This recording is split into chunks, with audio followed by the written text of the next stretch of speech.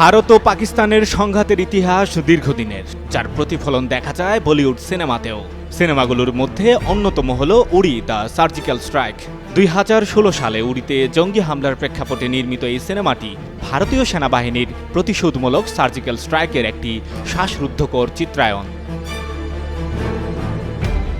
ভিকি কৌশল অভিনীত এই সিনেমাটি শুধুমাত্র বাণিজ্যিক সাফল্যই পায়নি, বরং জাতীয়তাবাদের এক জোরালো বার্তা দিয়েছে। সিনেমাটি দেখায় কিভাবে ভারতীয় কমান্ডোরা সাহসিকতার সাথে সীমান্ত পেরিয়ে শত্রুদের ঘাঁটিতে ঢুকে সফল অভিযান চালায়, যা দর্শকদের মধ্যে এক তীব্র উত্তেজনা ও দেশাত্মবোধের সঞ্চার করে। 1999 সালের কার্গিল যুদ্ধের বীর সেনা ক্যাপ্টেন বিক্রম বাত্রার জীবন কাহিনী অবলম্বনে নির্মিত হয় Shershaah cinema. Jamuna smart refrigerator, smart লাইফে স্মার্ট রেফ্রিজারেটর। সিদ্ধার্থ মালহোত্রার অনবদ্য অভিনয়ের জন্য বিশেষভাবে প্রশংসিত হয়েছে। ক্যাপ্টেন বাত্রার অসীম সাহস, দেশপ্রেম এবং দেশের জন্য তার আত্মত্যাগের গল্প এই সিনেমায় অত্যন্ত দক্ষতার সাথে ফুটিয়ে তোলা হয়েছে। কার্গিলের দুর্গম পাহাড়ে প্রতিকূল পরিস্থিতির মধ্যেও ভারতীয় সেনাদের বীরত্ব ও আত্মত্যাগ কিভাবে দেশের সম্মান রক্ষা করে তা এই সিনেমায় জীবন্ত হয়ে উঠেছে।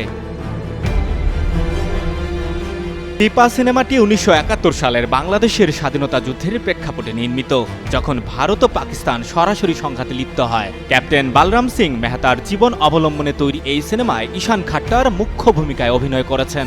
সিনেমাটি শুধুমাত্র যুদ্ধক্ষেত্রের ভয়াবহতাই তুলে ধরে না, বরং সেই সময়ের মানবিক সংকট এবং ভারতীয় সেনাবাহিনীর মিত্রশক্তির পাশে দাঁড়ানোর গল্পও বলে। এই পাক ভারত যুদ্ধ নিয়ে নির্মিত হয় রাজি সিনেমা। মেঘনা গুলজার পরিচালিত এটি 1971 সালের যুদ্ধের প্রেক্ষাপটে এক কাশ্মীরি তরুণীর গুপ্তচর বৃত্তির গল্প ফুটিয়ে তোলা হয়েছে।